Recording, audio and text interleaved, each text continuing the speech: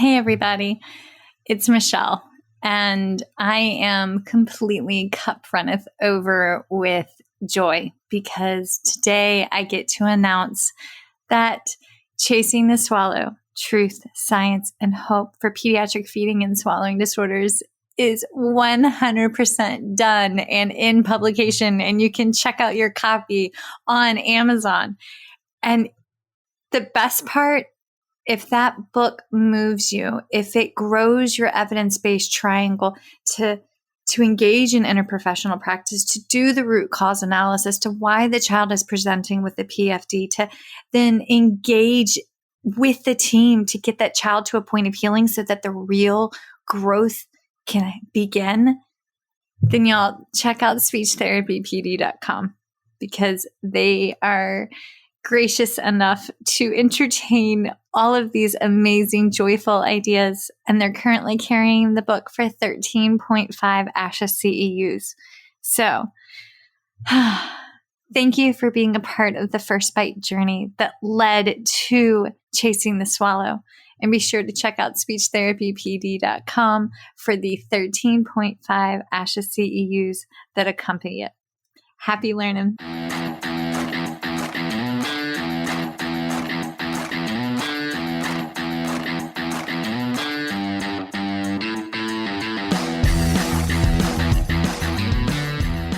Hi, folks, and welcome to First Bite, Fed, Fun, and Functional, a speech therapy podcast sponsored by speechtherapypd.com. I am your host on this nerd venture, Michelle Dawson, MS, CCC, SLP, CLC, the All Things Peds SLP. I am a colleague in the trenches of home health early intervention right there with you. I run my own private practice, Heartwood Speech Therapy, here in Coletown, South Carolina, and I guest lecture nationwide on best practices for early intervention for the medically complex and fragile child.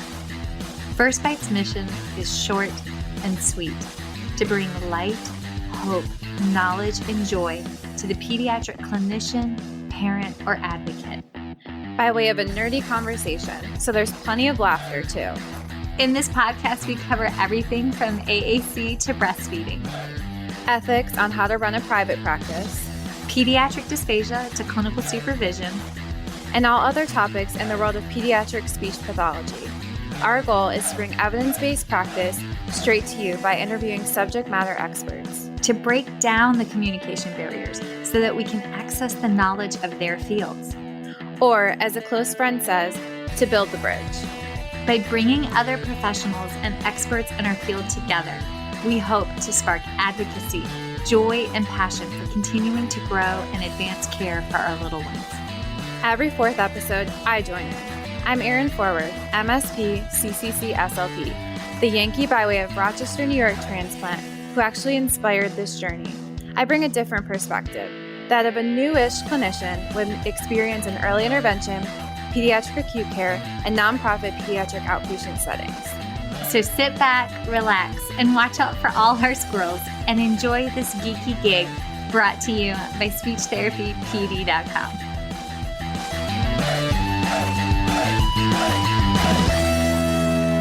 Folks, thank you so much for joining us tonight. As always, y'all, we are live for the good, the bad, the ugly in our tiny end of the world. Let's see. Bear has a double ear infection, a bloody ear, and mommy had to have surprise foot surgery yesterday to have a piece of broken glass lobbed out of it because of the construction from Doom. So we've got that going for us. How was your day? It was fine. I had not too many patients, so that was good. Yeah. Okay. Y'all, we are 1 month and 1 day into the new PFD codes.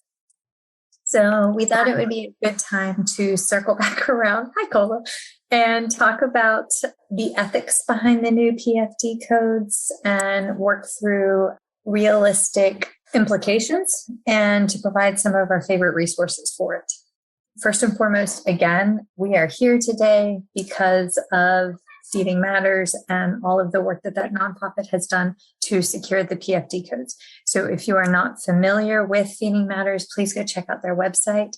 If you have the time, energy, and talents to tithe with, then please consider volunteering your time with that organization. Also, this Friday is our annual fundraiser for Feeding Matters. So I will be there volunteering my time, chairing a table. So please consider a donation or pop by the virtual table there. And let's kick off with today's official episode of Ethics for PFD, Evaluations Through Treatment. This course is offered for 0.1 ASHA CEUs. If you're a part of the ASHA registry and want your CEUs reported, you must have your ASHA number and address in your speechtherapypd.com profile. Otherwise, it won't be reported. To view your certificate of completion, you must go back into your speechtherapypd.com account and complete the course content, including the module quiz by the end of today. Just a reminder that if you're part of the ASHA registry, your ASHA CEUs will be reflected in about 6 to 8 weeks from the day of completion. And Erin, let's roll. Talk to us about PFD, baby. Can you define it? Oh gosh, where do we want to start? They say it's impaired oral intake that is not age appropriate and is associated with medical, nutritional, feeding skill, and or psychosocial dysfunction. So the most important thing that I like to stress is it can be in one or all of those factors, those four they talk about: medical, nutrition, feeding skill, or psychosocial. And so most of the kids that you and I see are in all four. But I like breaking it down in that way. And I've actually started breaking my evaluations down in that way, which I discussed with our friend Kristen West, who has started to do that as well, because it allows you to dive further into the why. I think the fact that psychosocial is part of those also puts the value in how much that can impact a child and how much family and all of those other factors also plays a role. Because I think sometimes that just gets coupled in with behavioral, or this is just a behavior, or this is just a side note of the PFD, when in reality, that's a huge component. Yeah. To me, one of the benefits of clearly, when you give the diagnosis of pediatric feeding disorder and you break it down into those four domains, it allows you the tools in your report and in your plan of care. And folks, I would heed the advice that Erin's giving. When you break it down, having it clearly outlined as to how it correlates over to the interprofessional practice partner, especially when you want to go to make the referral to the interprofessional practice partner. You see what I'm saying? Yeah. So if you're trying to say, okay, well, we have a medical deficit here, or there's signs and symptoms of this medical component, such as delayed gastric emptying, signs and symptoms of an aerodigestive tract disorder, but also we're seeing a psychosocial component of the child struggling to eat with a non-primary caregiver, like a new daycare worker, because they don't know that child's social emotional cues and are getting labeled as behavioral picky eater, right? So line item it out to, this is the person that we need to refer to here and why, and that will help. And again, that ties back into the code of ethics, specifically because today is all about the ethics behind PFD.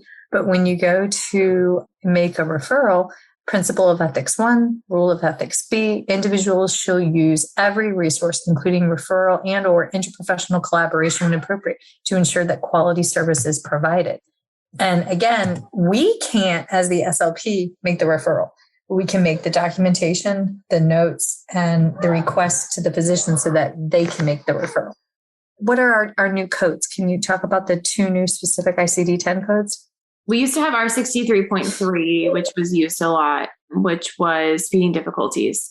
So that can reasonably ensure. It was hard sometimes because that's all that we had, unless they had a diagnosed dysphagia, which is only in the feeding skill. So we only had these diagnostic codes that we could comment on if they had an issue with feeding skill with a dysphagia, oral, pharyngeal, but we didn't have something that was more encompassing of all the other components of a PFD.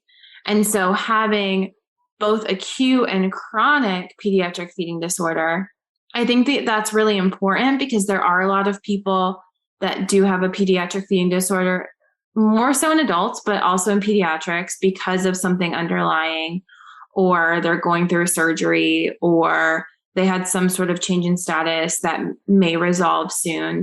It's very important to clarify that, but it also validates it by having the word disorder too. I mean, this isn't just that these kids it's hard for them. It's not that they just like don't want to do the work. Like difficulties I think can be misconstrued. Like this is an actual disorder because of some of these underlying etiologies, medical nutrition. It validates what these kids are going through also.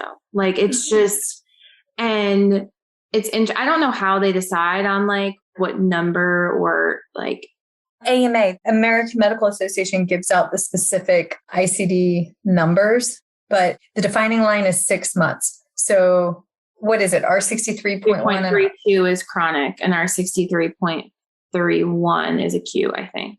Yep. R63.31 is acute. So acute is less than 6 months, and R63.232 is chronic. So something that's been going on longer than 3 months. Now, is it 3 months or 6 months? Because you said both. 6 months to my knowledge. Correct me if I'm wrong. Now, the catch with this code is what I've seen is that some people are troubleshooting whether or not we also need to use the R13-12 diagnosis if they also have a concurrent diagnosis of oropharyngeal dysphagia, such as something that's been documented on an instrumental swallow exam. And yes, it is appropriate to use the PFD code and the dysphagia code if the child truly has both diagnoses. The trick is code backwards. Say you have a child who comes to you at 7 months of age in your outpatient clinic and has a diagnosis of perinatal CVA and neonatal abstinence syndrome. Maybe they're with their newly adopted parent. I wouldn't make my primary code the neonatal abstinence syndrome. It's 3 months. Oh, it's 3 months. Okay. I'm sorry. I said 6 months. Okay. So R63.31 acute less than 3 months, R63.32 chronic greater than 3 months. Okay, so for this particular child, I'm not going to code neonatal abstinence syndrome and or the stroke as my primary etiology. I'm going to code what it is that I'm functionally treating, whether that be the PFD code for chronic R63.32 first, and then the oropharyngeal code R13-12, and then drop the primary etiology. That's last. You're coding backwards. You're coding what you're treating. The NICU treated the neonatal abstinence syndrome. The NICU team treated the IVH. We did not. If you code those wrong, insurance can come back and ask to recoup their expenses. Also, if you code your ICD-10 codes wrong and or your CPT codes, which we'll get to in 2 seconds, that's also a potential code of ethics violation. So if we look at Principle of Ethics 1's Rule of Ethics Q, individuals shall maintain timely records and accurately record and bill for services provided and products dispensed, and shall not misrepresent services provided, products dispensed, or research and scholarly activities conducted. So that's a biggie. If you drop the wrong ICD-10 code purposefully or erroneously, that could be fraud. What about CPT codes, Erin? It depends on what state you're in because you have access to different codes. But if you're treating a PFD, when you're treating the PFD, you should code 92526. I have a lot of kids where I am treating both language and feeding. A lot of times I'll treat language within the session with feeding, but I try to make sure I'm billing for what I'm doing. So it's hard if you're doing both at the same time, but I think about what I'm focusing on, and you just have to be as ethical as you can about it. Like in most of my feeding sessions, I'm doing language at the exact same time, but I'm not going to bill for an hour of feeding and an hour of language. That's just not appropriate. So if it truly is both feeding and language the entire session, I'm going to do half and half. In our state, the feeding code is untimed and the speech and language code is timed. So when I bill for that, if I was truly doing half and half, it would be 1 unit of the feeding code 92526, which is untimed, and then 30 minutes of the language code, which is timed. So that would be 2 units. It gets very confusing and our state is different. But to Michelle's point, like you have to be coding for what you are doing, and that's for a patient's safety, because how is insurance supposed to be covering for something that you're not doing? And to that same point, how are we supposed to get access to codes that we don't have access to? Or how is insurance supposed to like see the value in this code if no one's using it? Mm-hmm. That's not going to help at all. So this is the ASHA Super Bill, treatment of swallowing dysfunction and oral function for feeding, 92526, right under swallowing function. Do you see that it says oral function? Do you see that it does that, like you can't bill 92507 for oral motor just because they also use their mouth to speak? Just clarifying that. No, this has come up numerous times previously. And right here, 92507, treatment of speech, language, voice communication, and or auditory processing disorder for the individual. This code right here is clearly nothing to do with a bolus. I've used ASHA Super Bill to communicate with management or people I'm working with to explain like why I'm billing what I'm billing, or to explain like what codes we should have access to. To use that as a frame of reference can be really helpful if you're being like questioned on something like that. So ASHA Super Bill is super easy to find because it's what you would use if you were like billing a patient without insurance. Like that's what you would do. What I have found is that, for instance, I have this one little guy and we are 4 to 6 weeks into therapy. He came to me with a PFD concern after changing to a new pediatrician. Oh my God, he's so cute. He always wears a hat when it comes to therapy. And he's very serious about this hat of his. As of yet, he does not have a diagnosis of ASD. We are in the process of meeting with developmental pediatrician and psychiatry and all of the correct interprofessional practice partners to get that diagnosis. It is coming. So we have echolalia, limited functional speech, 1-word rote phrases. Every once in a while with echolalia, he would do 2 words. And I was not the primary SLP for language. A different clinician was doing language and I was just doing PFD. However, I had difficulty in my sessions describing the food that we liked, our feelings, our emotions. And naturally, I'm going to do recasting. I'm naturally going to do sentence elongation because that's what it is that I am also a speech language pathologist, right? But until I had a prescription for speech therapy, eval and treat language concerns or whatever the physician, actually the first time the doctor wrote the script, he said, because parents said we need a new referral. And I was like, yeah, I can't do anything with that prescription. So like, let's try that again. So once I got the script for speech therapy and we did the formal evaluation and the routines-based interview and then moved into functional therapy, my sessions were just as you described. 92507 for 2 units for 30 minutes, 92526 for 1 unit for 30 minutes. And oh, by the way, we've added in an AAC device. Shout out to Talk to Me Technologies and Wyatt Franken coming in strong. He's super fly because we're winding down the semester. Expedited WeGo 10 out to us. And within 1 session of using LAMP on WeGo 10, y'all, that sweet baby said, I love you to his mom and independently, volitionally made eye contact and said, I want eat. Then licked, kiss spaghetti or the pizza sauce, the marinara sauce, the red sauce. And for this child, now I'm utilizing the CPT code for speech generating device as well as language. So I'm doing 1 unit of the speech generating device, 1 unit of language, and then 1 unit for feeding. So we're all staying within that hour of therapy time, but it's split. And here's the follow-up to that. My note must reflect that every single CPT code I dropped was accurately and efficiently addressed. Otherwise, if insurance reads my note and I do not capture, if my goals don't support the utilization of those CPT codes, and they're corresponding to the ICD-10 diagnostic codes, and my note does not support that I actually did the thing that I said that I did, insurance can come back, ask for all their money back, and sue me for fraud. Speech is different in that our CPT codes have to clearly match our ICD-10 codes. OT and PT don't necessarily have that. OT has a therapeutic activities. Very broad, very general. So it's very broad. And the issue that I've run into with occupational therapy, at least in our state, is that because it's so broad, they can work on a lot of different things. That includes feeding. Mm-hmm. So you have to make sure that you're not duplicating services. Yes, OT and speech can work on feeding in different ways, but those are conversations that you have to have from an ethics standpoint, because insurance might, this is the thing you have to realize about insurance is I've had people say to me, well, insurance hasn't said anything or insurance approved it.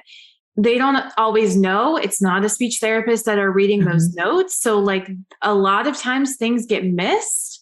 And then down the road, someone might catch something and it's been a whole year of this getting missed. And so especially with feeding, for a while, the insurance might not notice. Then all of a sudden they get all these notes in from OT and speech that are working on the same goals with feeding. And they're like, what are you doing? And sometimes speech gets kicked to the side. Sometimes OT gets kicked to the side. It depends, but you have to get ahead of that by having those conversations. And it's really beneficial for both of you to be if the child needs to work on self-feeding and there's a lot of other aspects with positioning or things like that, that's really valid. But you need to be having that conversation. Sometimes they don't answer you. I've called about 4 OTs, left them all text messages and called them again and haven't heard back from any of them in a couple weeks. Just don't take offense if they don't respond. I'm not saying OT. I'm just saying in general, sometimes collaborating is harder than I love OTs. I'm just saying. It's collaboration. Sometimes you don't get a phone call back, but yes, because we're all drowning with. We're all drowning. Yeah. Working mom problems. Here's where wearing my supervisor and mentor hat, and you do this because you're lead feeding therapist. So if you're in a position of authority or leadership, then you need to make sure that once you have this new information, that you're turning to those who may be new to PFD. Maybe they have practiced an extensive period of time, but maybe they didn't keep up with CEUs for evolution in SMART goal writing or what insurance reserves specifically look for. But if you're in that position, then reach out to your team and have a team meeting and say, this is the information. We need to make sure that our ICD-10 codes are coding backwards, that they perfectly align with the correct CPT codes that we're using. And you need to make sure that your prescriptions for therapy also say, if you're doing speech therapy, eval, and treat, it needs to be specific. Your script needs to cover feeding, swallowing, oral intake difficulties. Because if your script says speech therapy, eval, and treat, and you're doing multiple different factors, well, I don't want to say CYA, but CYA, and make sure that they align. Okay. To flip this, if you're a student or if you're a clinical fellow and your supervisor is signing off on your notes, because again, feeding cannot be done by a speech language pathology assistant. Anything that includes a bolus is outside of the scope of practice of a speech language pathology assistant. I can't believe we didn't go there earlier. It clearly outlines this is not within their scope. So if you are a student clinician and the clinical educator or supervisor is signing off on your notes, and or you are a clinical fellow and your fully SEED individual is signing off on your notes, and they ask you to code incorrectly to maximize reimbursement, that's a code of ethics violation. And you're liable. If you're a student clinician and you're a member of NISHLA, you are also bound to your student code of conduct, which is essentially your code of ethics. And if you're a member of NISHLA or if you're a member of your state association, that's also a potential code of ethics violation. And if you're a CF, then you're in the application process. And yes, CFs can be found guilty of Medicaid insurance fraud. So once you know you have to advocate and educate. So top down, bottom up, we have to do better here. We're our big soapbox. Don't let her freak you out, though. It's gonna be fine. You can get scary sometimes. I don't mean to. It's the eyebrows. All that Botox on my forehead, it really shouldn't move this much, but it does. Just don't be afraid to say, to say something or to question something. I've had to have conversations about like billing and things like that. And for most of the time, people don't know better. And then when they know better, they do better. And if you're at a place where they're not willing to do better, you probably shouldn't stay there. Yeah. And this is how I opened my private practice. Huzzah. Yeah. The American Association of Private Practice Speech Language Pathologists and Audiologists. They have fantastic tools for if you're contemplating, if you're in that position where you want to be in private practice, but these people keep asking you to do the wrong thing and you're like, that's not me, I need to do better. Or they're like productivity and you can't because you have medically complex kids and they have hospital stays and surgeries and rah, rah, rah, rah, rah. And you're ready to step out on faith. 1, know that it takes forever and a day to get credentialed. So good luck, friend. 2, watch out for clearinghouses and contracting companies. And 3, become a member of that organization because they offer you free legal advice like twice a year, or they used to. And fantastic. Oh, they have a really great 2-day conference, and it's normally in Orlando in April, if memory serves correct. So another really good resource. So I don't mean to get scary. So let's work through some common HIPAA violations. So when you get on Feeding Matters website, they have set up the PFD ICD-10 toolkit.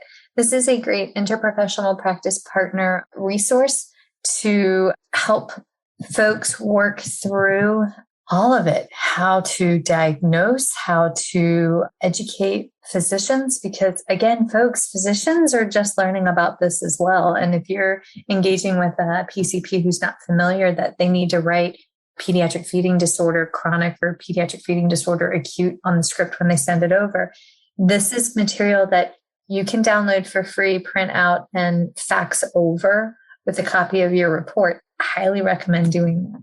And this just kind of works through everything. I love the PFD fact sheet.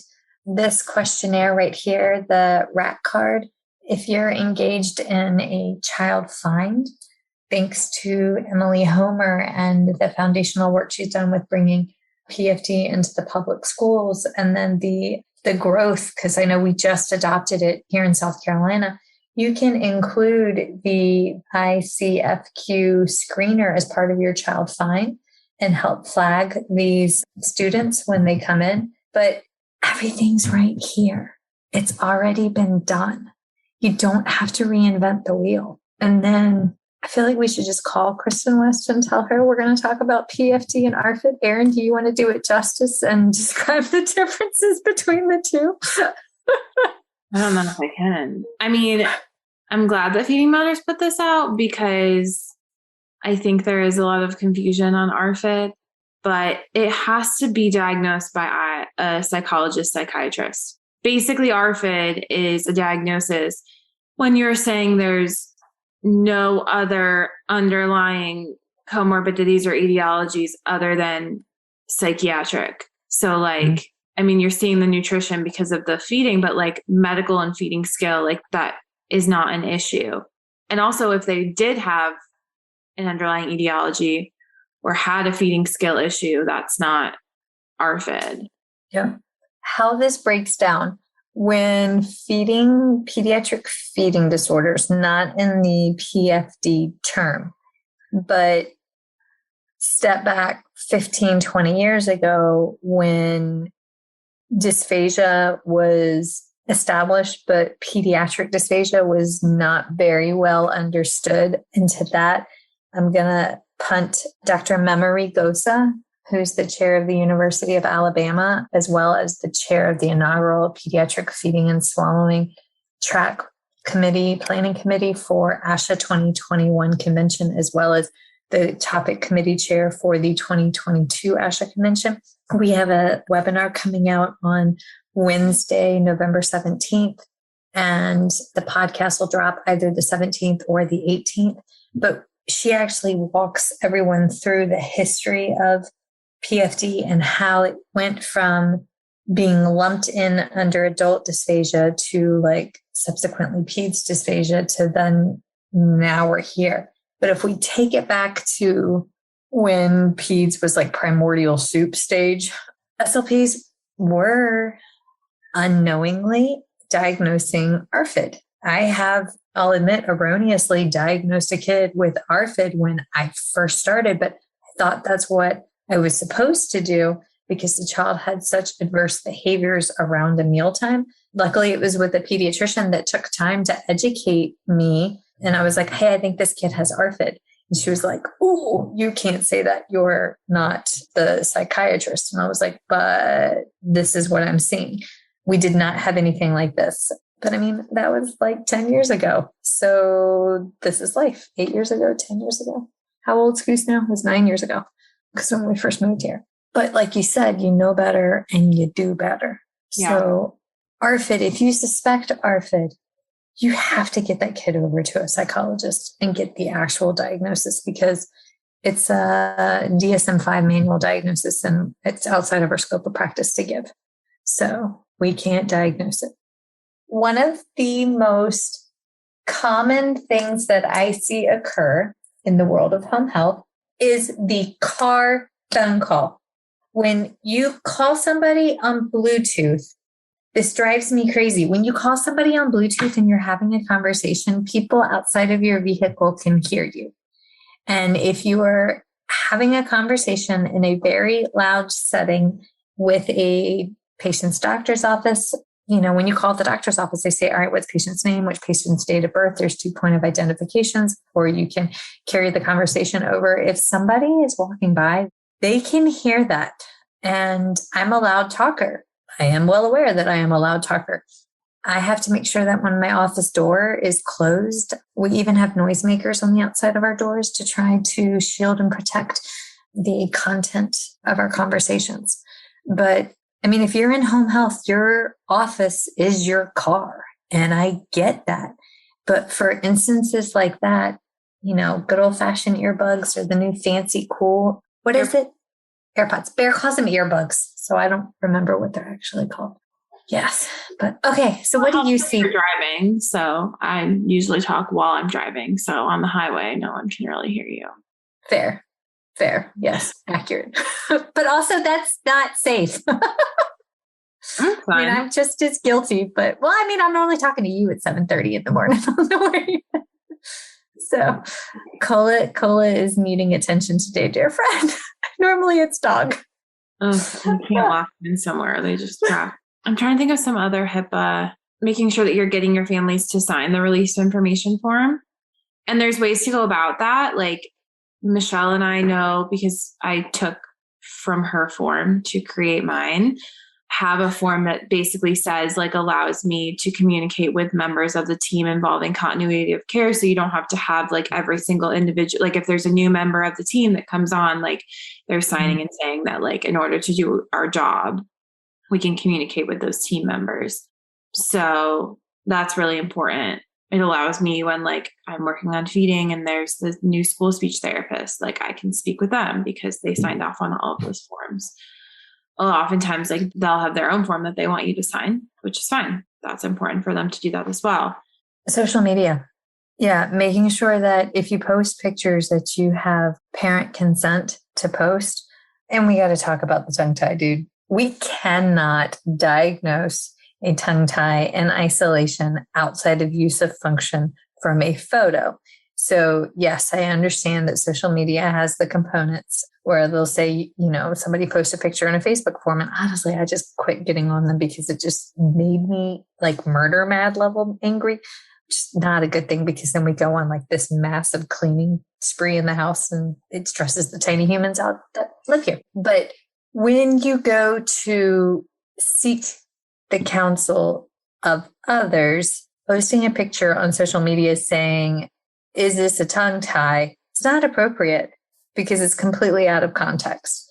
If you're going to diagnose that, is it impacting a latch? Is it impacting functional intake? Is it actually impacting speech sound production? Does the child have obstructive sleep apnea? What other underlying aerodigestive tract issues could actually be occurring?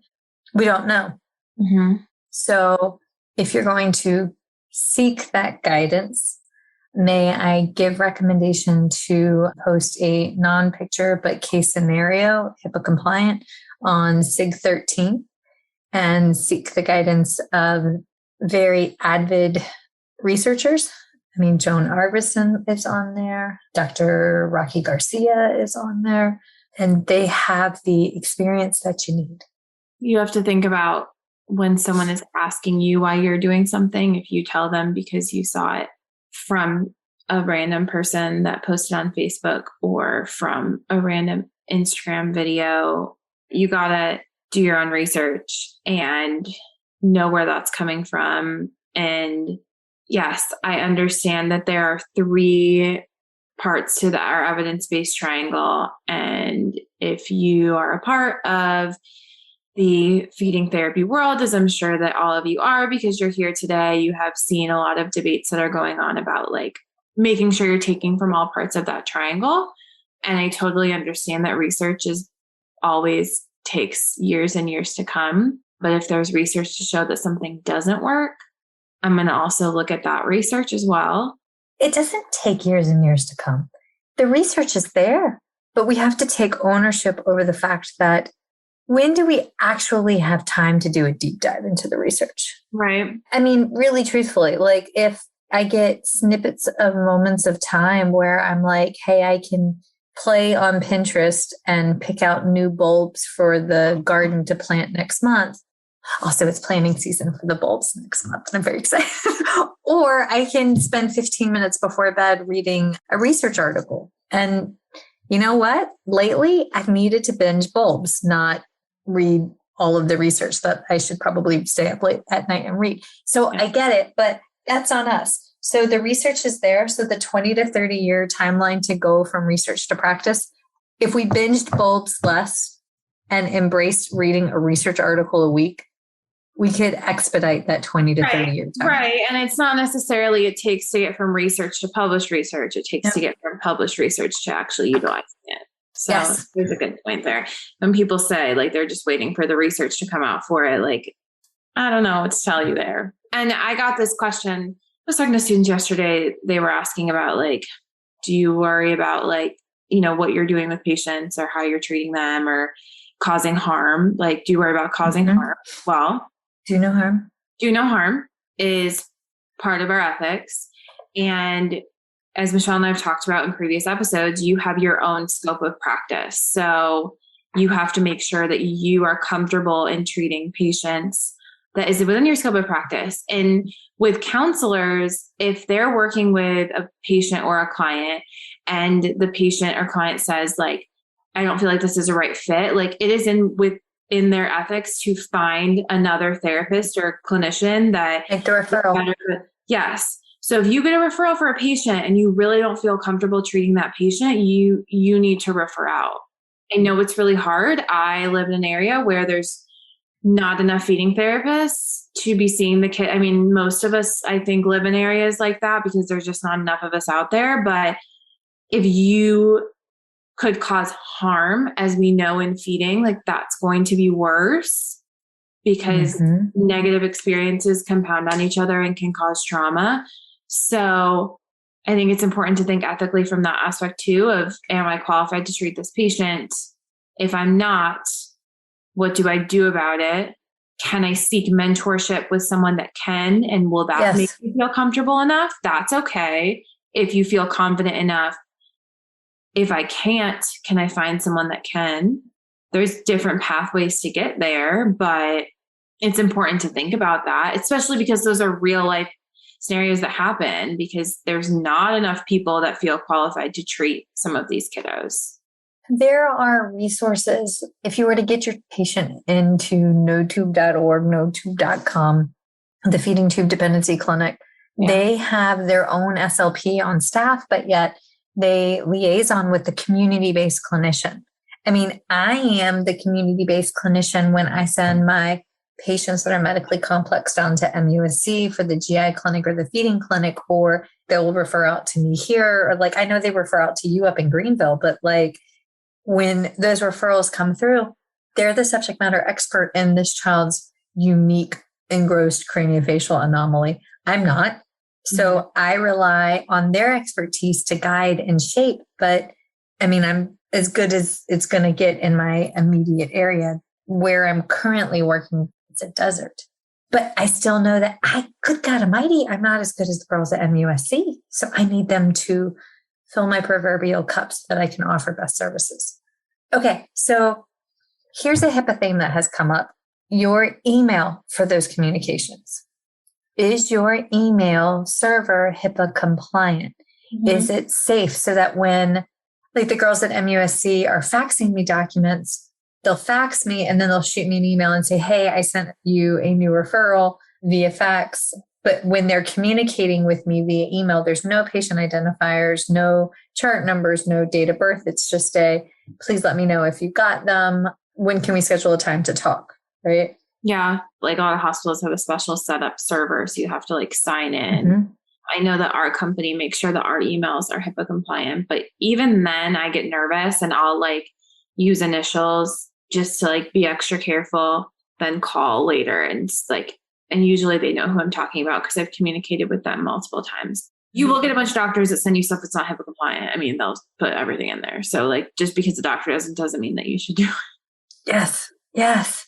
Also, voicemail messages. I don't put, so I'm really careful about that. I don't put people's names. I'll be like, I'll call an OT or someone. I'm like, hey, I'm calling you about a little one that we share. Yep. And I might say like a detail that only they like, I talked to caregiver about that I was going to reach out to you about sensory, like, and they might, but I'm not going to leave a whole voicemail of like, I'm calling about this patient. Here's what's going on, because like, even if they have their name on there, there's no guarantee. Is it necessarily their work phone? And also like when I work with EIs, like no offense, but like one day it's this EI and then the next month it's a different EI that has this phone. So I don't really know. Yep. I'll joke and say, hey, I'm calling about our favorite redhead or like something of that nature. That way. Yeah, I don't put that. Even when I would used to get nervous even at doctor's offices, but I know you're supposed to leave their name and date of birth. But like for a while I was still nervous. I love you. That's great. But I mean, those are real life concerns. Now, we had one where we moved across the street, our university clinic. And when we moved across the street, like luckily our fax number stayed the same, but we had the doctor's office called. They knew that we had moved and the medical assistant said, I just wanted, before I faxed over this referral and the documents, I wanted to make sure that your fax number hadn't changed, that it wouldn't just go any which way. And I thought that is above and beyond quality continuity of care. She called in advance to verify that the fax number was accurate. It was a tool that I used when I had my private practice.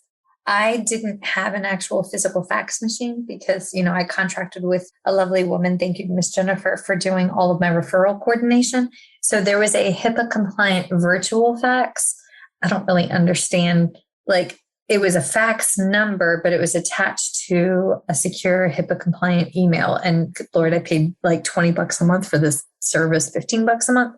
But a fax would come in from the doctor's office and it would go to that, it would like transfer to like a secure email. And we would get an email saying a fax has been delivered and then you'd have to log in. So yes, it was a total pain in the tuchus. But at the same time, I had peace of mind that we were eliminating potential concerns. Somehow tonight's talk has turned into like start your own private practice. I don't know why. Maybe somebody out there needs to hear this. You can do this. But or just find a company that supports you, like also. Yes. You don't have to start your own private practice. There's companies out there that support you. I work at one. I was going to say AIDL's hiring. Yes. Greenville does have a very pretty waterfall. It's not that big, but like it's cute.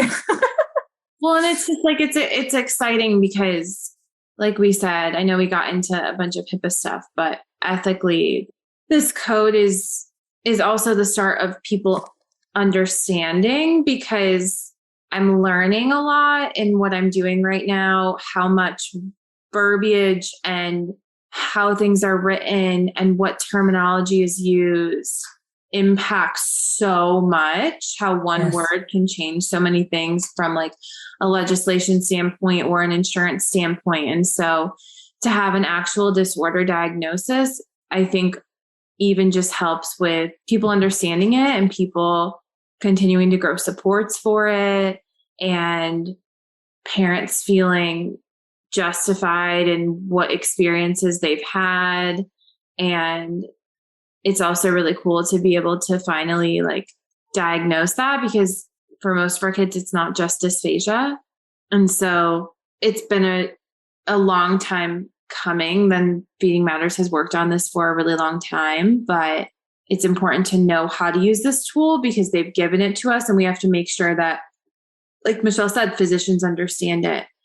And specialty, GI, ENT, that they're, yes. Mm-hmm. Yes. And so I encourage you to, if they allow you, depending on what restrictions are, to go and meet with physicians and specialties that you work with and have the conversation about this code and have the conversation about the different aspects of it.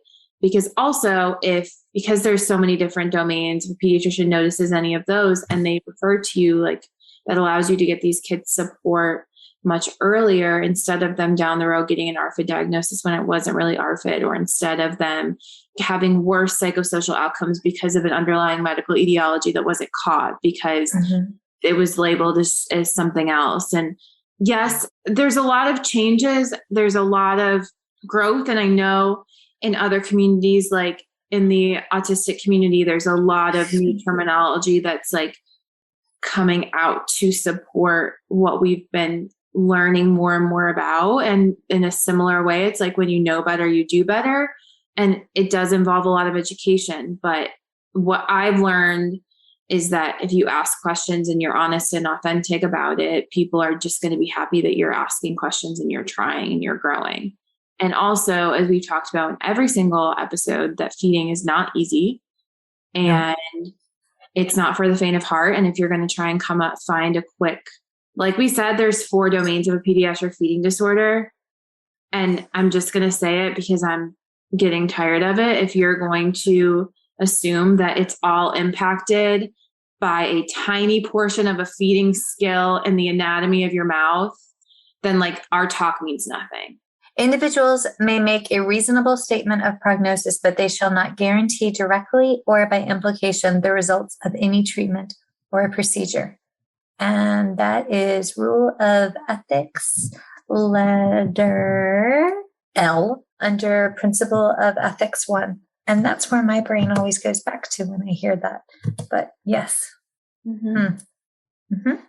Just putting that out there. Y'all, we have come this far.